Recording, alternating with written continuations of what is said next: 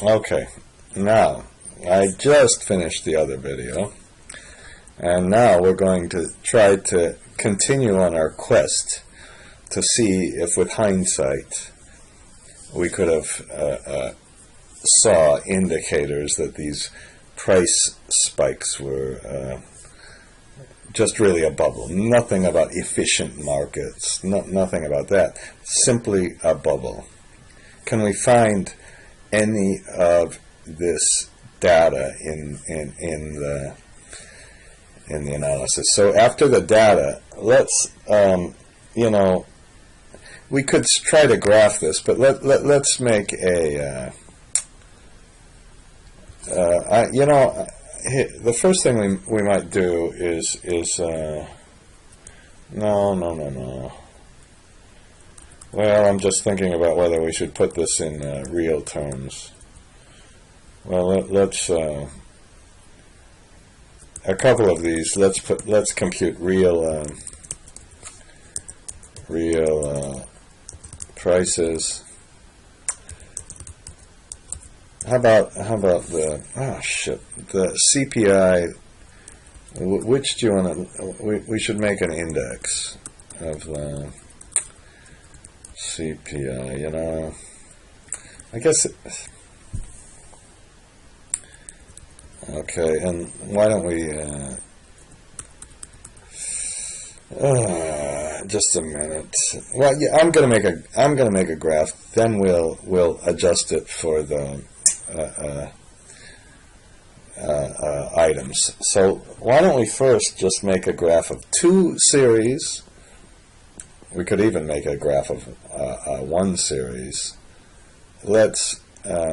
And then we'll make a graph of two series and three series. So Shift F11, make a new sheet.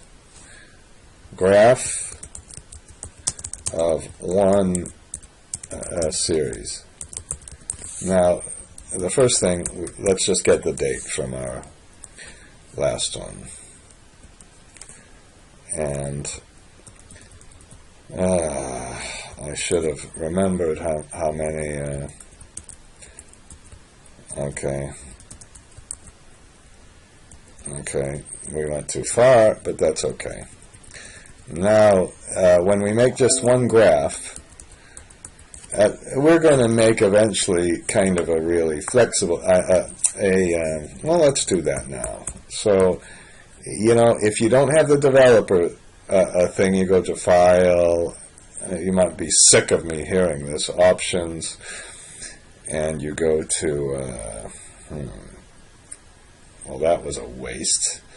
Takes so long. It's not reacting here. Oh my God! And we go to Customize Ribbons, and we click on Developer. Okay. I guess I close this, and then let's make a combo box, and I'm sure you've been hearing me say this on multiple occasions.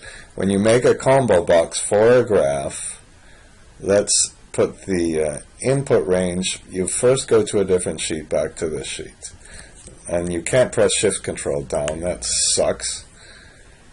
I don't know. Nobody has come up with me a way that I can do this much more quickly.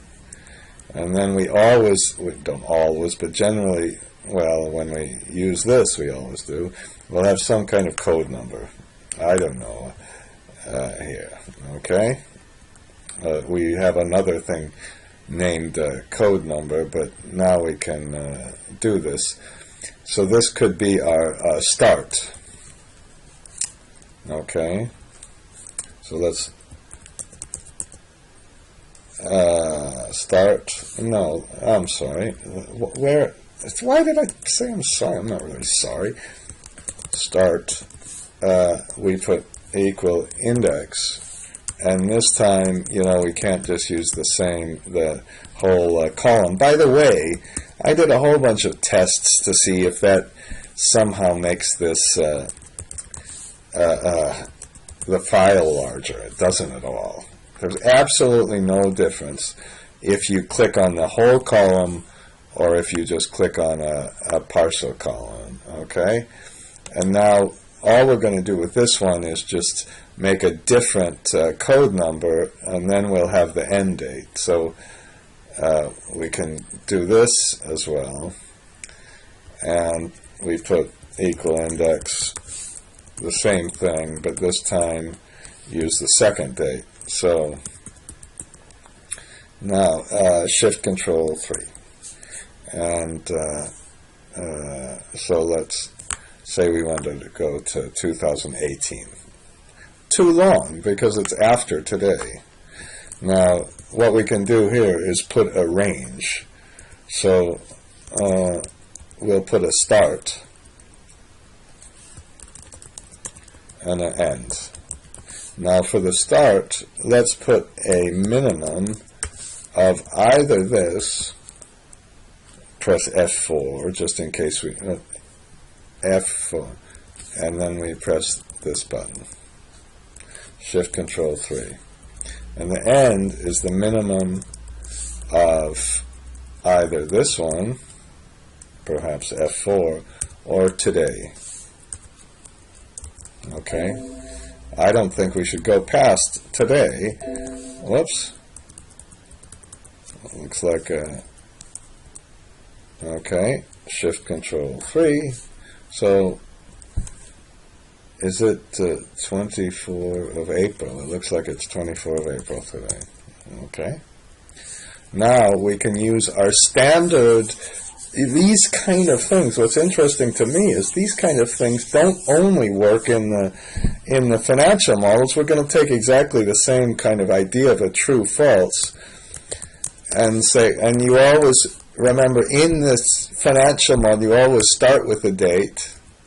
Just let's click on this in case we do this again sometime. Why don't we press the F4 key about 3 times, and we say, well, this one has to be greater than or equal to this one. Now then press F4 here, and this again, you always start with the date there and make it less than or equal to the end date, and press F4 a few times there. Yeah, I think I did it okay. And then we have true. And now if we don't really want to start in 1956, maybe we want to start in 1979. And this didn't work. Minimum, and I guess I should have taken the maximum. And that one I should have taken the minimum. I'm so used to using the minimum I can't even do it. Okay, now we're going to make a graph. So to make a graph, let's do the same thing here, and we're going to select one of these things. Or better yet, we'll select one of these. I guess we'll use this to make the drop-down box, and then we'll use the index key again to find the right data. Okay, so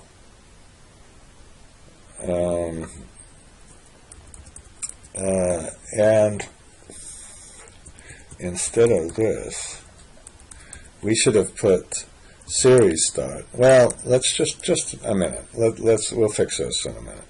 So let's insert another combo box.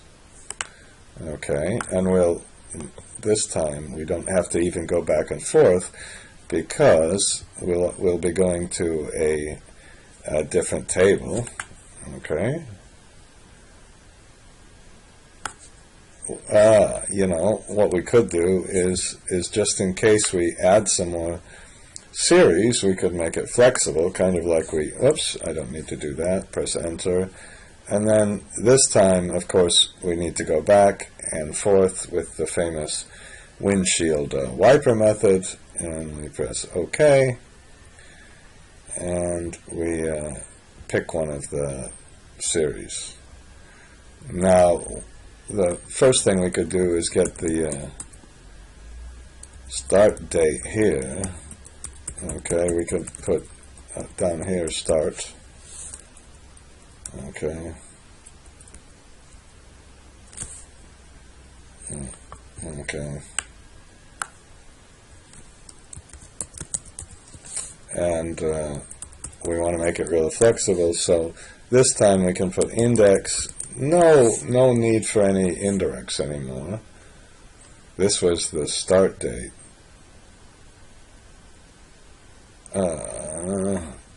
I suppose I have to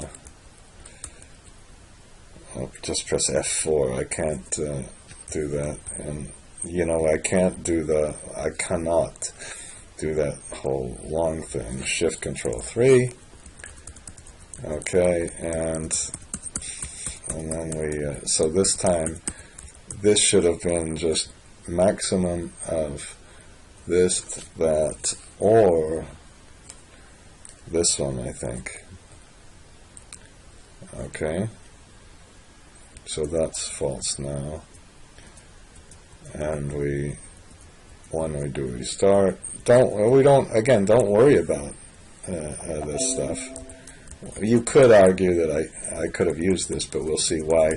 Perhaps we don't want to do that in a minute, because what happens if we have two different series? So we're kind of making it flexible, and then we can find the series simply by putting index, and we just select the whole thing. Okay, no F4 this time. Of course, I went the wrong way, and then we just press F4. Okay, and then we get the NAs. Okay, and here's the data. Okay, and then we don't have any data, I guess, after I made it go a little longer. Now, finally, okay, and let's, what happens if we go up here? This is Case-Shiller, Las Vegas, okay? That's kind of the one I was looking at. And now, let's just put if we're going to use the NA technique to make a graph. Now, if you make the X scale, if this is true, then we take the date. Otherwise, we put NA, open, close bracket.